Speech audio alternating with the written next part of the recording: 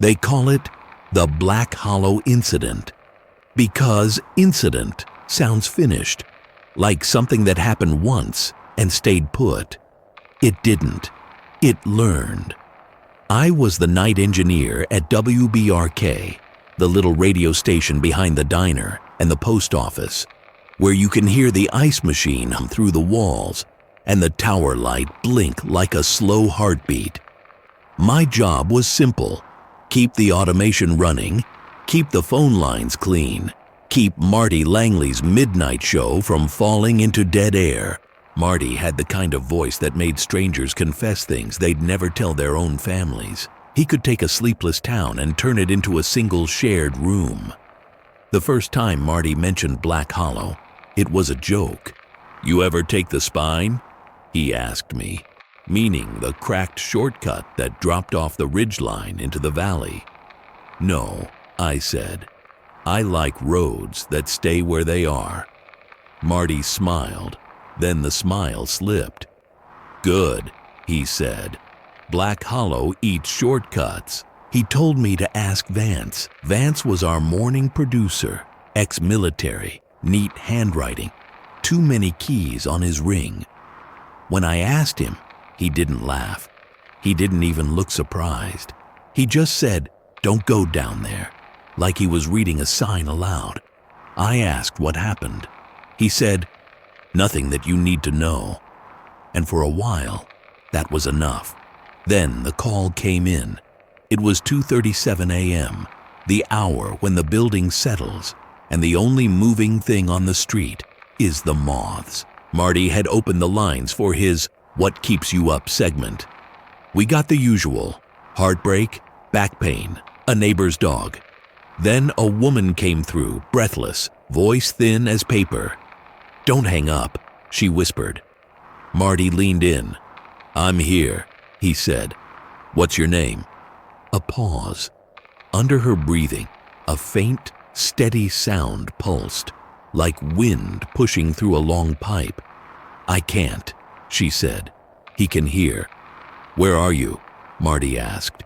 "On the spine," she said, and the way she said it made my stomach tighten. "We took the shortcut.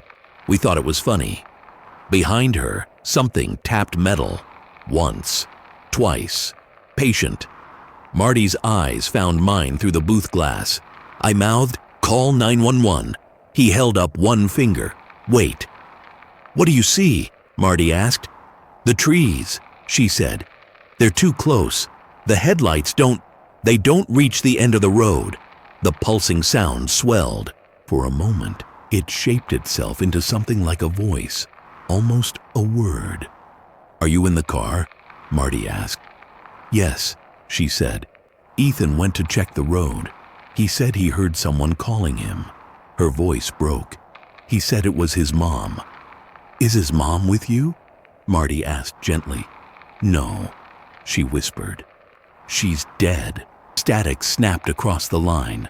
A low hum bled in, so deep I felt it in my teeth. The woman inhaled sharply, and I heard the locks in her car clicking on and off, like someone testing a habit. "Marty," I said out loud. The hum wasn't just on her phone anymore. It was in our monitors, in the room, in the air. Marty's voice went tight. "Listen to me," he said. "Stay in the car. Do not open the door." "But he's back," she whispered. And then, clear as daylight, Ethan's voice called her name from right outside her window. She sobbed. "That's him, Marty," I said again, because Ethan's voice was wrong. It sounded too close to the microphone, like it was inside the handset. "Do not open the door," Marty repeated. There was a knock, a soft scrape, then a loud, hollow bang that made the studio speakers crackle.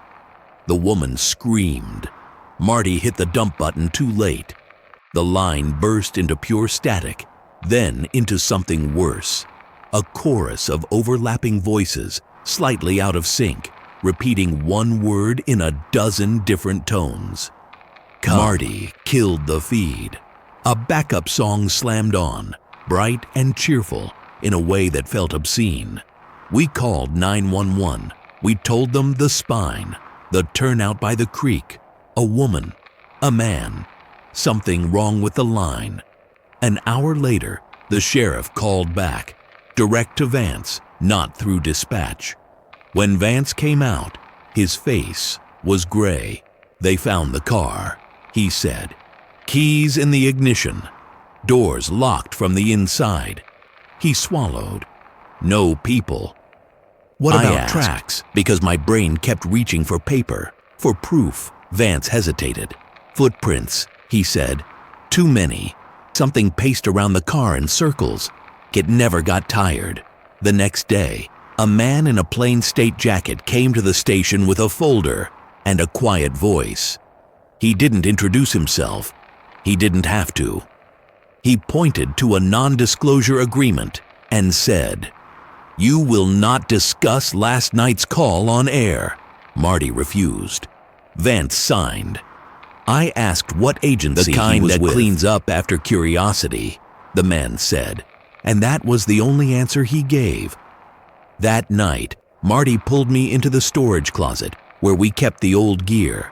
He handed me a cassette case with neat handwriting. Black Hollow, incident audio, do not play. This is why Vance won't talk, Marty said. Listen, then promise me you'll stay away. The tape began with hiss, then a deputy's voice, professional and controlled. Recording at 0302, approaching the hollow. Another voice asked, nervous. Why are we recording? Because last time nobody believed us, the deputy said. Wind, gravel, creek water, then the hum, deeper than anything the human throat should make. Under it, breathing. Do you hear that? The nervous voice whispered. The deputy didn't answer right away. When he did, he sounded smaller. Don't say it, he whispered. A third voice entered the recording like a knife sliding between ribs. Callahan. The deputy inhaled sharply. Don't you? That's my dad, the nervous voice whimpered. That's my dad's voice. The hum rose. The breathing moved closer. A chorus began, layered and uneven, repeating the same word. Come. Then a scream, cut short into choking silence, as if the act of making noise had suddenly become dangerous. The tape ended with a click. My hands were numb. This is real, I said. Marty nodded once. They call it an incident, so people won't go looking, he said. It's not a monster story. It's a map problem. It's a blank space with teeth. I should have stopped there. I didn't. 3 nights later, I drove the spine. I told myself I'd stay in the car. I brought a handheld scanner from the station, tuned to our frequency and the sheriff's. The ridgeline road was quiet. Then the asphalt dropped, hard, into the valley, and the air changed, metallic, like pennies on your tongue. My headlights hit the first wall of trees and seemed to stop, as if the darkness beyond was thick enough to drink light. At the turnout by the creek, I killed the engine and listened. The creek whispered. The hum pressed up through the floorboards, not loud, but certain, like a thought you can't swallow. My scanner clicked on by itself, static. Then my own laugh, playing back a fraction of a second late, lower in pitch. I hadn't laughed. I'd only exhaled. The car's locks clicked once, twice steady. On the scanner, names began to whisper. Marty, Vance, Ruth, Ethan, stitched together from old recordings and old memories. Then mine, said in a tone that felt like a hand on the back of my neck. The driver's window fogged from the outside in, a smear like a palm pressed to glass. A shape stood there, tall and thin, impossible to focus on, as if my eyes kept sliding off it. And from the back seat, someone inhaled, slow, deliberate, inches behind my ear. I understood then. Black Hollow wasn't calling people down there to kill them.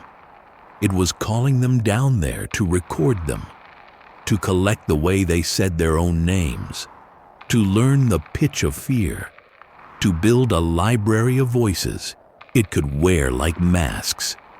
I did the only thing that felt like a rule. I didn't answer. I didn't speak. I gave it nothing new. I started the engine. The hum spiked, angry, and something thumped against the roof with a hollow weight. The locks, the scanner erupted into a chorus of voices, all saying one word, "Come." So many times it stopped sounding like language and started sounding like hunger. I drove. The slope back up felt steeper than physics allowed. My headlights flickered. The engine coughed. The car slowed like the air had thickened. Behind me, in the mirror, the darkness looked crowded, but I kept my mouth shut. I didn't name the hollow. I didn't curse it. I didn't plead. I just drove until the ridge came up under my tires and the pressure released all at once, like a fist opening. I didn't stop until I saw town lights. Marty was waiting outside the station, like he'd felt the hum on the air. He looked at me and didn't ask. He only said, "Give me the scanner." I handed it over with shaking hands. He clicked it on, static. Then, faint under the hiss, a layered whisper, slightly out of sync, practicing my name. Marty clicked it off and put it in his trunk like it was radioactive. "It looked back," he said quietly. After that, the station changed. Phones rang with no caller, only breathing. Between songs, the monitors would play half seconds of voices that weren't on the playlist. Once, late at night, I cleared my throat to test a mic level, and the speakers cleared their throat back just a beat late, like an echo that had learned to imitate instead of reflect. The official report says the Black Hollow incident was a prank call, a trespassing accident, an unfortunate coincidence. They will tell you the spine is dangerous and sound carries weird in the hills. They will not tell you about the man with the folder. They will not tell you about the tape. They will not tell you about footprints circling a locked car, as if something paced without ever needing to rest. And they definitely won't tell you the worst part. The hollow doesn't need you to drive the spine anymore. It learned radio. It learned speakers in bedrooms. It learned earbuds in the dark. It learned the small, quiet space in your mind where a familiar voice can feel more real than the room you're sitting in. It learned that if it can say your name in just the right tone, you'll turn your head just a little, the way you do when someone calls you from another room. So if you ever hear your name late at night, layered, slightly off, like more than one mouth trying to form the same syllable, do not answer. Don't laugh. Don't say, "Who's there?" Don't give it a new sample to keep, because it isn't trying to scare you. It's trying to learn you. And once it can wear your voice well enough, it won't need a hollow to call you down.